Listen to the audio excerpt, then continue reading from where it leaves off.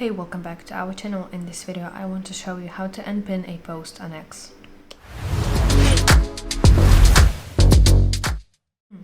Okay, so let's go to X on my phone, and you want to tap your profile picture in the top left corner of the screen. Now in this side menu, go to your profile and go to your pinned post. I have it here at the top of my page. And in order to unpin this post from my profile, I want to tap three-dot button next to it and select option unpin from profile. And of course confirm that you really want to unpin it from your profile by tapping unpin button. As you can see, it disappears from the top of my page, and that indicates that I have successfully unpinned it from my profile. So that's it. Thank you for watching. If you found this video helpful, please like it and subscribe to our channel to see more content like this.